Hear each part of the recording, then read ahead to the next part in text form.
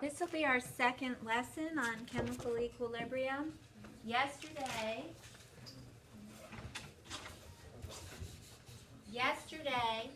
we talked about reactions that are reversible, and we said chemical equilibrium is established when the rate of the forward and reverse reactions are equal. We talked about looking at decreases in concentration for reactants over time, as well as increases in concentration for products over time. From your do now, it looks like you understood yesterday's lesson. We learned how to write equilibrium constant expressions. We know how to calculate values for Keq, and we can interpret the value for Keq to see whether the forward or reverse reaction is favored, and you were successful in your do now. Now that we know how to write Keq expressions and how to solve them, what we're going to do today is something that you already alluded to yesterday, where if you are provided with a Keq and all the concentrations except one, we can solve for the concentration of the unknown, if you will, or the concentration of a substance to which you don't have a quantity provided. And that's what we're going to look at today. Make sure you're comfortable also with interpreting values of Keq as we discussed yesterday, and we'll continue to interpret values of Keq today to make sure you understand that concept. So we're going to pick up right here. It says the concentrations of reactants or products can be calculated when a value of Keq is provided, as well as the concentrations of all substances except one. We're going to walk through several examples here. It says use the equation and information provided to calculate the concentration of the valueless substance. So we're given a chemical equation at equilibrium. You know it's at equilibrium because it's showing that you have a reversible reaction. Let's just say the reaction's reversible. That may be easier for you. The concentration of hydrogen gas, iodine gas is provided. We want to calculate the concentration with a unit of molarity of hydrogen iodide gas. The Keq is provided at 56. With the Keq value of 56, is the forward or reverse reaction favored and why? Forward, because Keq is greater than 1, which means product concentration is greater than reactant concentration. So if you've generated more product in regard to its concentration as compared with the reactant, then the value of Keq has to be greater than 1. Product concentration is greater than reactant. So in this particular problem, our approach is going to be very similar. The first thing that we want to do is write the equilibrium constant expression. So raise your hand and tell me what the Keq expression is for this problem. Keq equals concentration of H to the second power. Why did you put it to the second power? Because the coefficient is 2. Exactly. And then that's all over the concentrations of hydrogen gas and iodine. Perfect. So just as Sydney said, your Keq expression is as shown. Now, we are provided with Keq, hydrogen concentration, iodine concentration. We're looking for hydrogen iodide. If you're solving for the concentration of a substance that's in the numerator, the easiest thing to do is to cross multiply. So you have Keq times hydrogen gas times iodine gas concentration is equal to hydrogen iodide concentration squared. But we don't want hydrogen iodide concentration squared. We just want the concentration of hydrogen iodide. What times 2? What can you multiply by 2 that will make the product equal to 1? 2 times what is equal to 1? A half. And I say it that way. I tried to say it a few ways. It came out a little cockeyed. I was trying to set you up for the next step in a subsequent problem. Most of you looked at this and you're like, all right, well, I'm just going to take the square root of both sides, right?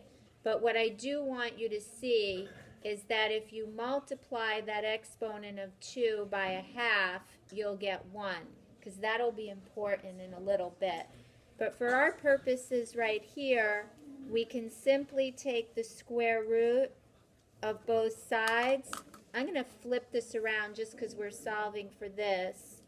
So hydrogen iodide concentration is equal to the square root of KEQ times hydrogen concentration times iodine concentration. And once I have that, I'm ready to plug and chug and solve very simply. The KEQ is given at 56. No unit for KEQ we established yesterday. Hydrogen concentration is 0.0091 molar. Concentration of iodine in this particular problem is 5.9 times 10 to the negative 4 molar. And just make sure you're comfortable plugging it into your calculator. 56 times 0.0091 times 5.9 EE negative 4 equals, and take the square root or to the 1/2 power. And the concentration of hydrogen iodide gas would be 0.017 molar, or 1.7 times 10 to the negative 2 molar. You also can go back and check it. You can take this quantity, square it, divide it by the product of those two concentrations, and see if you get a KEQ of 56. Doing a check is a good idea. Solve for the variable you're looking for. Initially we cross-multiply. The variable we were looking for was squared, so we're going to take the square root of both sides and then plug in the quantities provided. Make sure that concentration for these types of problems has a unit of molarity.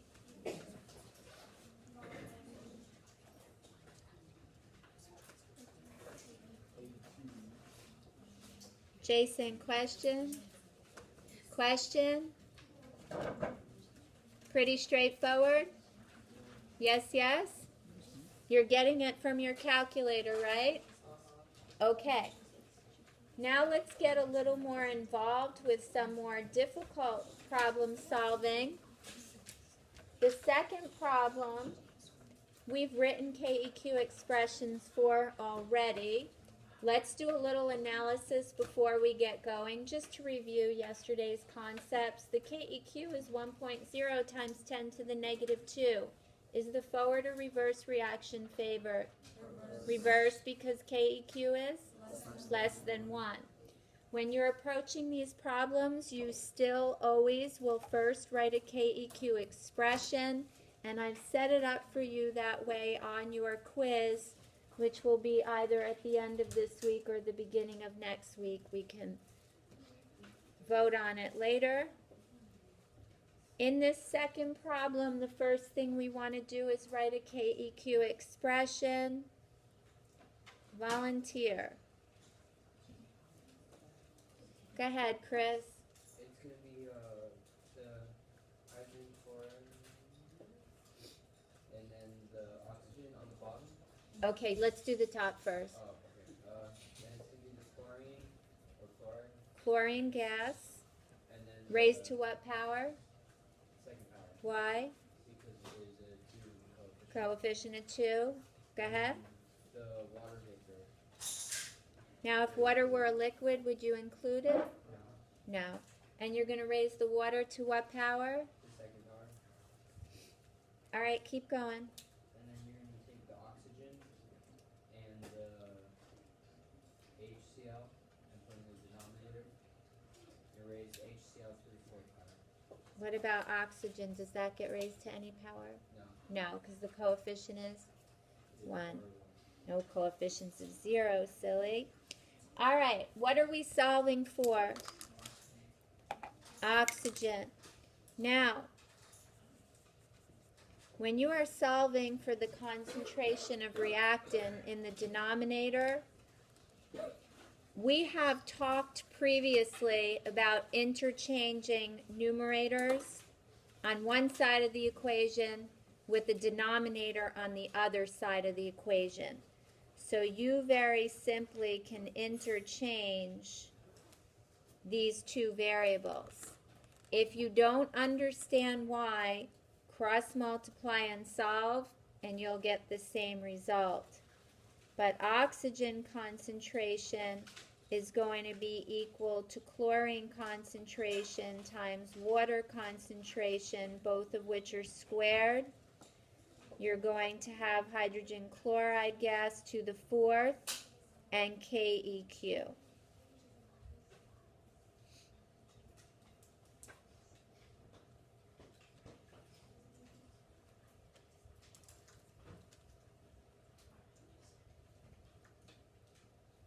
Yep.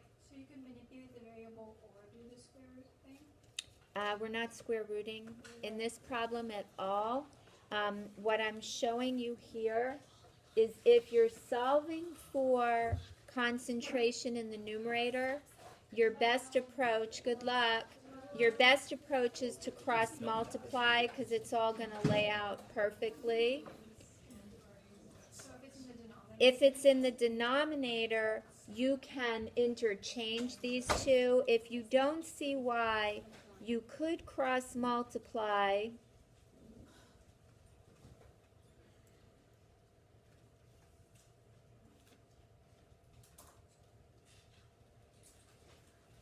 This is getting squished. If you cross multiplied, when you went to solve for this, you would divide by this.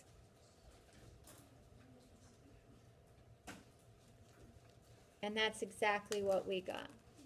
So you could do it either way. Whatever's easier for you. All right. Now you've got oxygen, and you don't have to, how come you don't have to take the square root of this? Because oxygen gas is to what power? The first power. So now you're just going to plug and solve. So what you have here, the chlorine gas is given as 1.5 times 10 to the negative 3 molar squared. The water vapor, 0.345 molar squared. Hydrogen chloride gas is 0.555 molar to the 4th. And KEQ is 1.0 times 10 to the negative 2.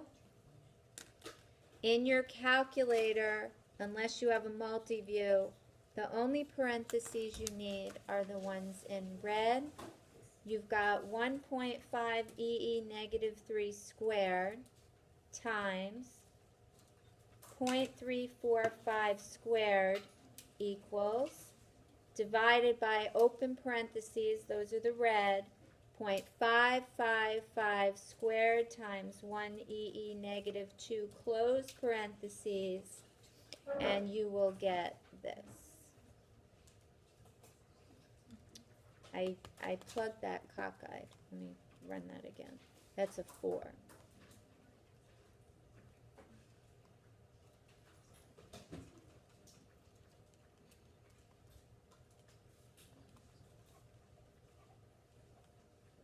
And you know how to put something to the 4th power in your calculator, correct? Okay. And I have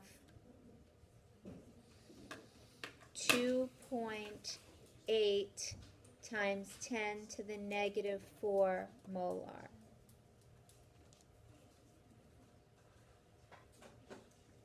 And again, you can go back to your original KEQ expression and check it.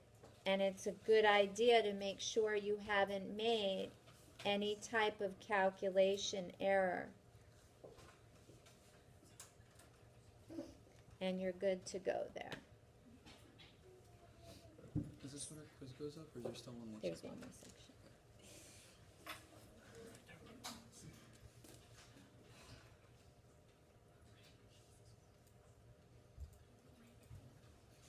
Questions on number 2? All right. Number 3 is a little tricky wiki, but I did this because your lab actually involves a very similar type of chemical reaction.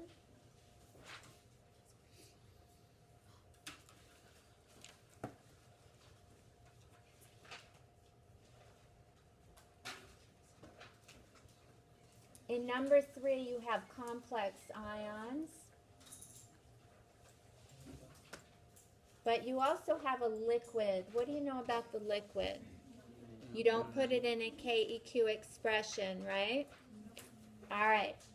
Now, if it's not in the KEQ expression, do we care about its concentration? No. So information provided that's not used. Be very, very, very careful. We're given the concentration of everything except the chloride ion. The KEQ is provided as well. With that type of KEQ, is the forward or reverse reaction favored? Why would it be forward? Because KEQ is greater than 1. All right, let's set this one up. This is a little trickier than the last one, but this is as tricky essentially as it gets. First thing we're going to do is write our KEQ expression.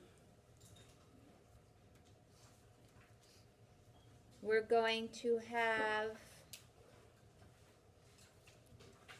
the hydrated cobalt ion. Make sure, oopsie, look what I just did. I put a 6 there. That should be a 0. Silly.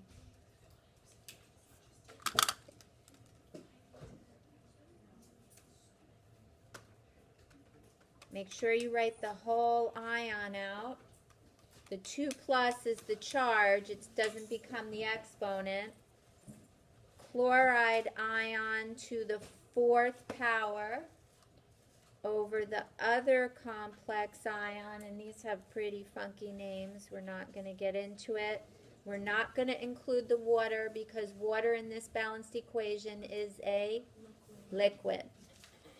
We want to solve for this piece. Now when you're going after a numerator, go ahead and cross multiply and then solve.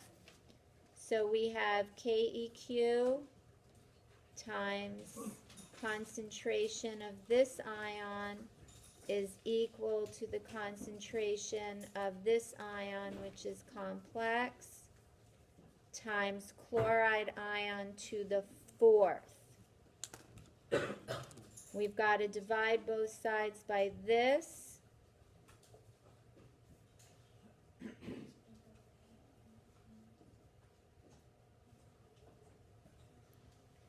Questions at this point?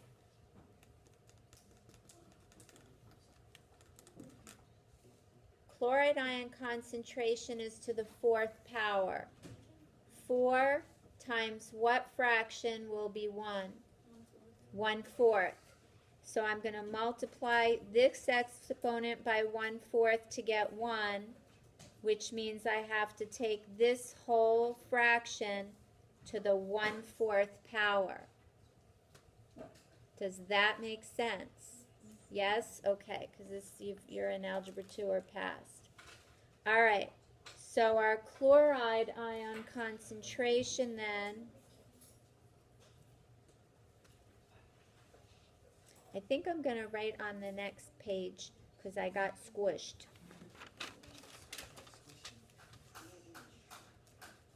My chloride ion concentration then is going to be KEQ, which is 2.3 times 10 to the third times 0.40 molar over the hydrated cobalt ion. And what are we going to take this whole fraction to? What power? The 1/4. To do something to the 1/4 power in your calculator, you can either go arrow up 1 divided by 4 in parentheses. You can go arrow up 0.25, whatever you're comfortable with. You could do the square root twice or to the 4th root, yes. 2.3 EE3 times 0.4 divided by 0.75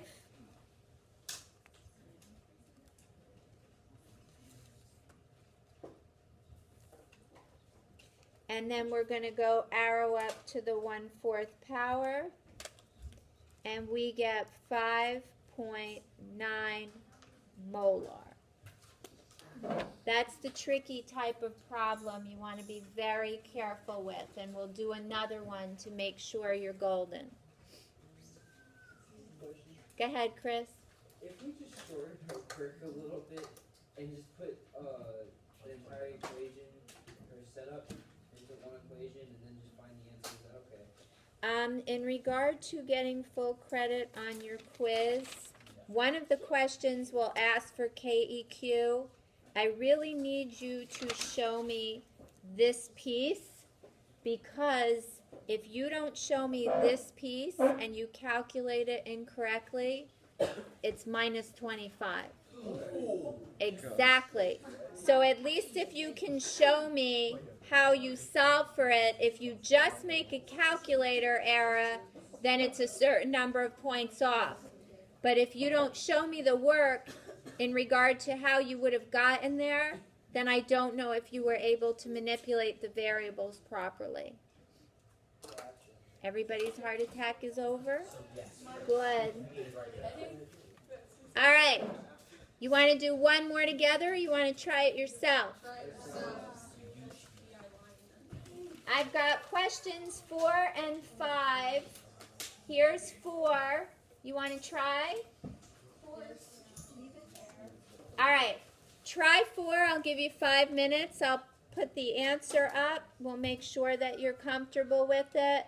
And if you are, then we can do 5 in groups and our classwork in groups, and you'll be in pretty good shape. There's one more component for the quiz, and we will address that topic tomorrow. It's really fun.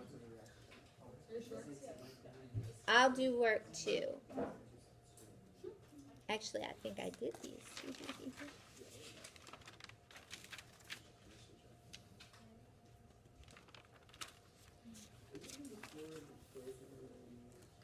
Yeah, it's a very happy little equation.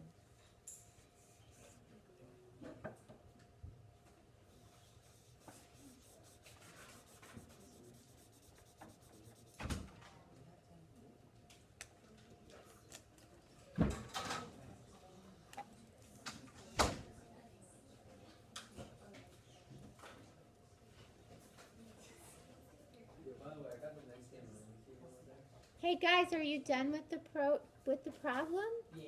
You're so goofy.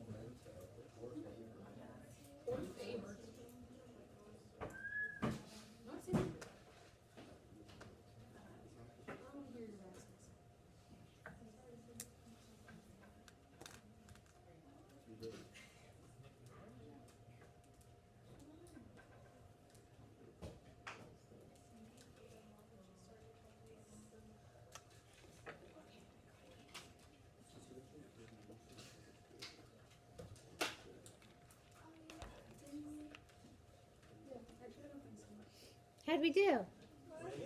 I'm just kidding. like that. Yeah, Will, did you do it already?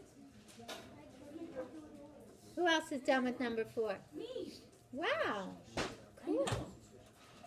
Craziness. Come on, come on, come on, come on, come on. No! I'm gonna need some new car. Wait,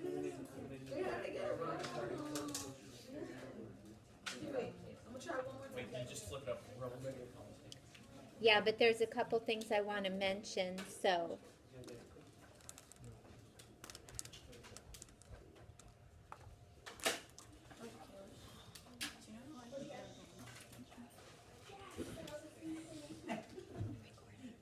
Oh, you are? That's I all got right. the same answer twice, so it's not a big deal.